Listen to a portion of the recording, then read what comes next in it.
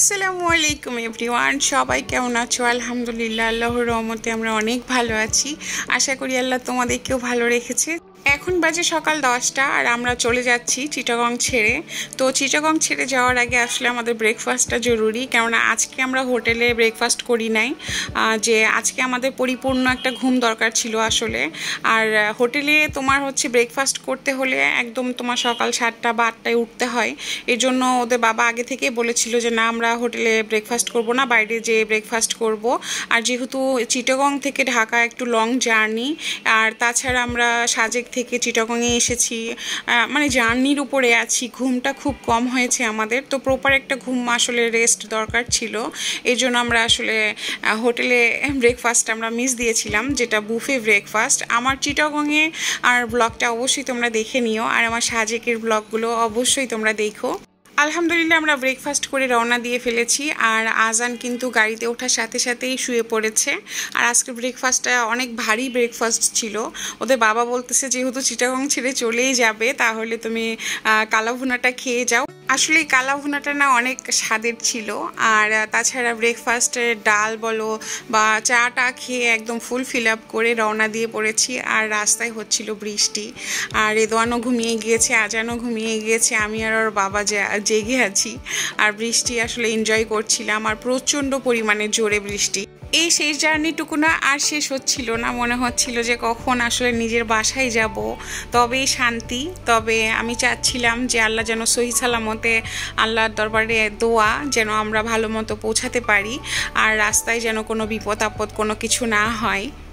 আমার মাথায় কিন্তু বিপদের কথাটা আসেই সব সময়, কেননা আমাদের এই 6 দিনের ট্যুরে মানে বিপদ লেগেই ছিল একের পর এক। আর যারা আমার সাজেকের blog, Chittagong blog, Khagrachari blog দেখোনি, অবশ্যই তোমরা যে দেখে নিও। তো আমরা তোমার জার্নি করতে করতে পৌঁছে গিয়েছি কুমিল্লা হোটেল নূরজাহানে। আর এই হোটেলে নাকি ওদের বাবা অনেক খেয়েছে, আর এটা নাকি শিল্পী আসিফ আকবরের রেস্টুরেন্ট। তো এখানে খাবারগুলো নাকি কোয়ালিটিফুল, এবং এখানেই তোমার জার্নি পথে খাবার খাওয়া হয়। তো আমরাও ভিন্ন কিছু না, এখানে জাস্ট আমরা লাঞ্চ করব। সকালে এত ভারী খাবার খাওয়া হয়েছে, মনে হচ্ছিল না যে খিদা লেগেছে বা কেন খাবো। আর এদিকে আজান যেহেতু ঘুমাচ্ছিল, মনে হচ্ছিল বাচ্চা ঘুমিয়ে ঘুমিয়ে যদি ঢাকায় চলে যেতে পারতাম। কিন্তু ওদের বাবা আবার বলছিল যেহেতু বৃষ্টি হচ্ছে, আর তাছাড়া বাচ্চারা ঘুম থেকে উঠে যদি খাবার খেতে চায় তখন আবার আরেকটা প্যারা হবে, রাস্তাতে আর কোনো তোমার খাবার হোটেল পাবে না। আর বিকেলবেলা তো তোমার আছে না যে লাঞ্চ এটা পাওয়া, আসলে দুপুরে খাবারটা পাওয়া অনেক টাফ হয়ে যাবে। সো রেস্টুরেন্টটা কিন্তু আমি দেখছিলাম চারিদিকে ঘুরে, আর অনেক গাছ ছিল, এই জিনিসটা আমার খুব ভালো লেগেছে, এবং অনেক মানে ডেকোরেটেড, অনেক গুছানো। আমি যেহেতু ফার্স্ট টাইম, আর ওদের বাবা যেহেতু কয়েকদিন পরপরই চিটাগং আসে, তার মানে চেনা একেবারেই। তো আমরা নিচে না বসে দোতলায় চলে গিয়েছি।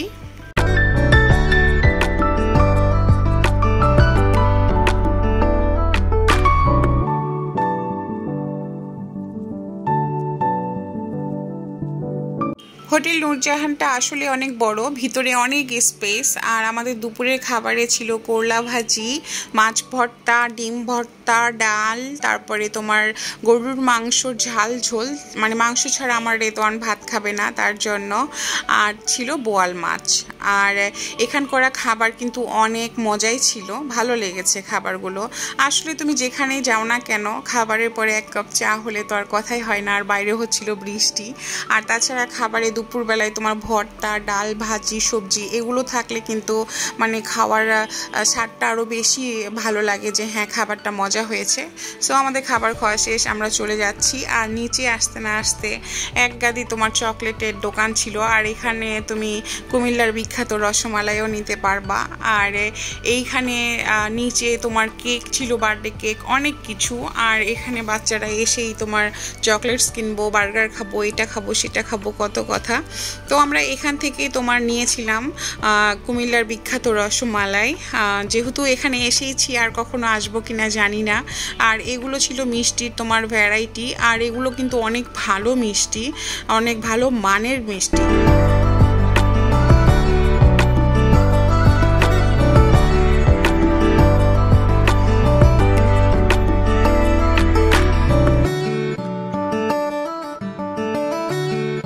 আসলে ঘুরে ঘুরে দেখছিলাম আর বলছিলাম যে রসমালাইটা যে নিলাম ভাইয়া এটা কি আজকের? তো বলে ম্যাডাম আপনি নিশ্চিন্তে নিয়ে যান, আমার এখান থেকে অনেক মন প্রতিদিন আমরা সেল করি, আপনি নিশ্চিন্তে নিয়ে যান, নষ্ট হবে না, 2 দিন রেখে খেতে পারবেন, একেবারে টাটকা।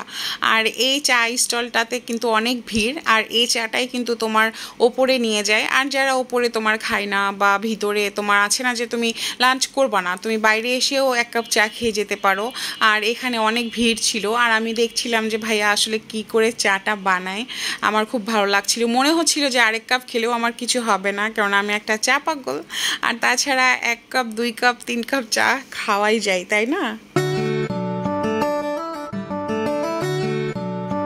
এই যে দোকানগুলো দেখতে পাচ্ছ, আমার আজান দেখেছে এখানে তোমার ভিকু গাড়ি আছে বা অনেক কিছু আছে। তো বাবা আমি গাড়ি কিনবো, কেননা ওদের বাবা বলেছিল যে ওর যখন হাতটা পুড়ে যায় তখন ওর বাবা বলেছিল তুমি যদি ওষুধ খাও তাহলে ঢাকায় যেয়ে তোমাকে অনেক ভালো একটা গাড়ি কিনে দিব। তো ওর আজানের কথা যে বাবা আমি ঢাকায় যেয়ে জমজম টাওয়ার থেকে গাড়ি কিনবো না, আমাকে এখানেই গাড়ি কিনে দিতে হবে। তারপর ওর বাবাকে নিয়ে তোমার সব দোকানে ঘুরে বেড়াচ্ছে, ওর পছন্দ মতো গাড়ি কিনবে এই জন্য। আর এখানে বৃষ্টি হওয়ার জন্য তোমার কাদাতে ভরে গিয়েছে পানিতে। আর ফাইনালি ও একটা হেলিকপ্টার কিনেছে, যেটা 2-3-এই ভেঙে যাবে, ও যে আছাড় টাছাড় মারে তো এটা টিকবে না। তো আমি বলছিলাম যে তোমার জন্য আর পারা যায় না।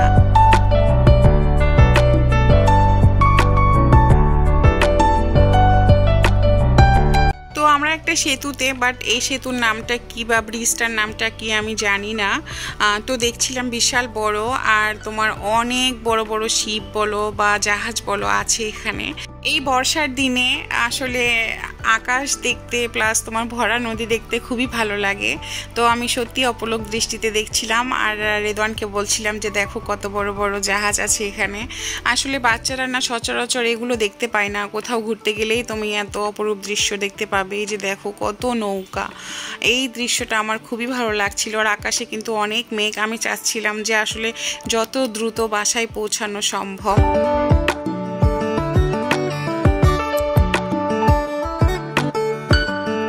আমরা প্রায় 2 ঘন্টা জার্নির পরে তোমার 2 বাচ্চা যেহেতু ঘুমিয়েছে একবার, আর ঘুমাচ্ছিল না, তো আমিও বোরিং হচ্ছিলাম, তো ভাবছিলাম ব্যাগে একটা আপেল আছে, আপেলটা আমি খাই। আমার আজকের ভিডিওটা তোমাদের যদি ভালো লাগে অবশ্যই একটা লাইক দিও, আর আমার চ্যানেলটা সাবস্ক্রাইব করে আমাদের সাথেই থেকো।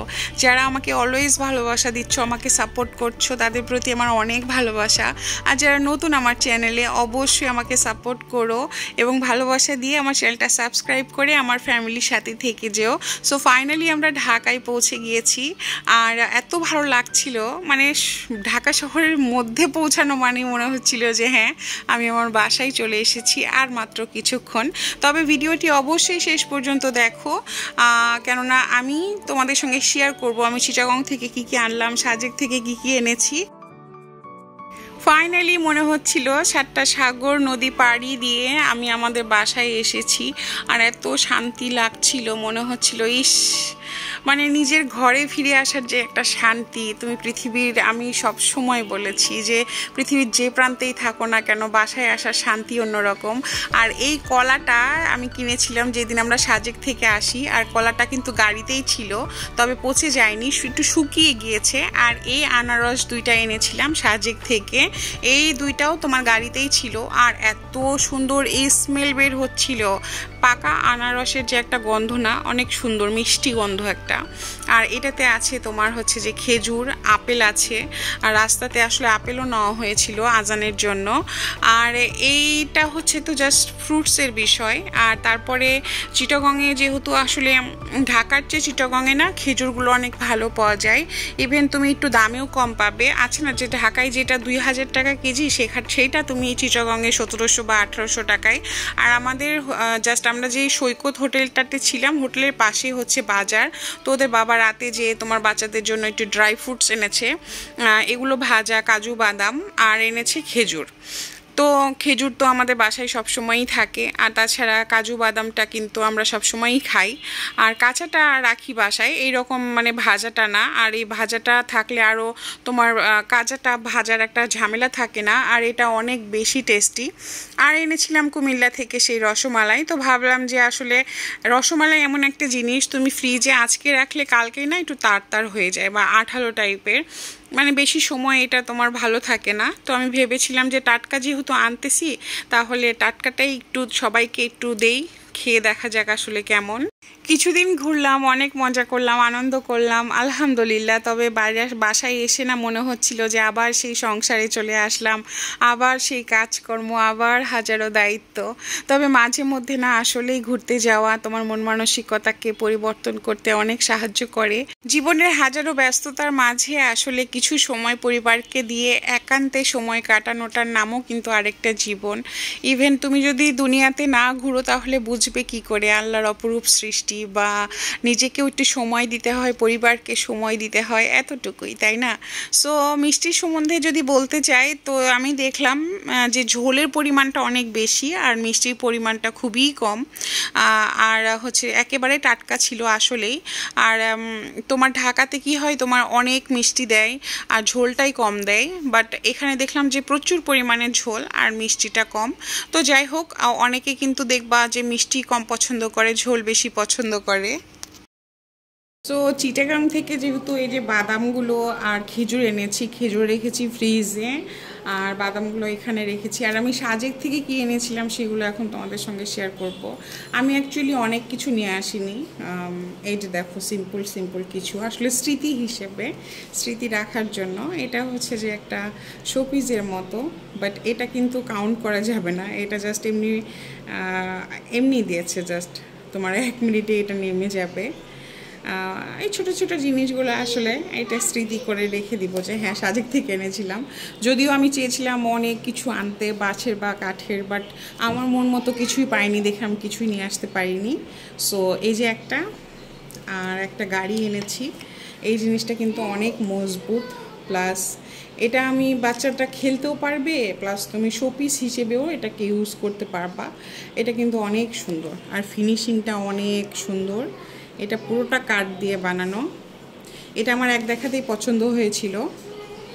সো আমি ওদের দুইজনকেই বলেছি যে এটা দিয়ে খেলতে পারবা না, এটা আমি সাজিয়ে রাখবো। তারপরেও আসলে ওরা খেলা করে। আর বাইরে সাউন্ড হচ্ছে যেহেতু আমার বাচ্চারা খেলছে। ভিডিওটা প্লিজ বোরিং হয়েও না কেউ, অবশ্যই দেখতে থাকো।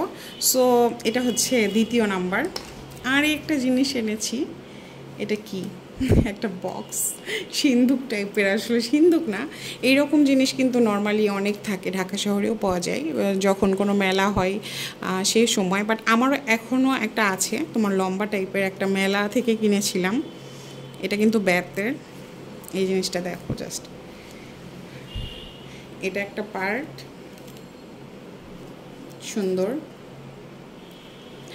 আর একটা পার্ট হচ্ছে ভিতরে কিন্তু আরেকটা আছে। এই যে মানে খাজানা আছে সে টাইপের, তাই না, যে একটার পরে আরেকটা খুলো, সেই টাইপের কিছু। সো এই যে মানে এগুলো 3টা তোমার পুরো সেট সহ আমি নিয়েছি। এই যে ছোটো ছোটো আছে না তোমার কানের দুল বা কিছু কসমেটিক্স বা প্রয়োজনীয় কিছু, যে কোনো কিছু তোমরা রাখতে পারবে। তো এই জিনিসটা আমার খুব ভালো লেগেছিল। কয়েকটা দোকান ঘোরার পরে আসলে আমি ভাবলাম কিছু তো নিয়ে যাই, মানে ফাঁকা হাতে কিভাবে আসি, এই জন্য আমি জাস্ট এইটা এনেছি। সো এগুলো তুমি কিন্তু আছে না তোমার প্রয়োজনীয় জিনিসপত্র, যেমন হিজাবের সেফটিকিন পিন বলো বা নোজ ফিঙ্গার রিং, অনেক থাকে না, অনেক কিছুই থাকে। সো এটা কিন্তু এরকম আটানো, আর জিনিসগুলো কিন্তু অনেক মজবুত। এই হচ্ছে আমার সাজেকের সম্পূর্ণ কী কী নিলাম না নিলাম এগুলোই ছিল। আর চিটাগং থেকে এনেছিল জাস্ট খেজুর আর বাদাম, সেটাও দেখিয়েছি তোমাদের সঙ্গে। আমার আজকের ব্লগটা কেমন লাগলো অবশ্যই অবশ্যই জানিও। অবশ্যই ভালো লাগলে আমার চ্যানেলটা সাবস্ক্রাইব করে আমার সাথেই থেকেও অনেক ভালোবাসা দিও। আর আমাদের ট্যুরের ভিডিও যারা দেখো নাই, আমরা চিটাগংয়ে ছিলাম, খাগড়াছড়ি ছিলাম, ইভেন তোমার হচ্ছে যে আমরা সাজেকে গিয়েছিলাম, আমাদের 3 দিনের একটা ট্যুর ছিল সাজেকে। সো আমার সব ব্লগগুলো কিন্তু আমার চ্যানেলে আছে, অবশ্যই তোমরা ভিজিট করো এবং দেখে নিও। সো আমার ব্লগটা ভালো লাগছে কিনা অবশ্যই জানিও। আর এই সিম্পল সিম্পল কিউট, এগুলো আসলে কিউট বলতে পারো, কিউট জিনিসপত্রগুলো তোমাদের সঙ্গে শেয়ার করলাম, কেমন লাগলো বলো। সো দেখতে থাকো। এটা সাজিয়ে রাখবো, এটাও আর এটা আমি আমার অনেক জিনিসপত্র রাখবো তার জন্য আসলে নিয়া, বাট এটা নিয়ে আমার আজান অনেকবার খেলেছে। আর এটা সাজিয়ে রাখা তো জাস্ট আমি বলছি, বাট এটা আমার আজান কখনোই সাজাতে দিবে না, ও খেলবে, বের করবে এইরকম। আর এই জিনিসটা আমি ওদের পড়ার টেবিলে রাখবো, মানে কিউট, অনেক কিউট। এটা পড়ার টেবিলে রাখবো, অন্য কোথাও না। সো তোমরা ভালো থেকো। আজকের জন্য আল্লাহ হাফেজ।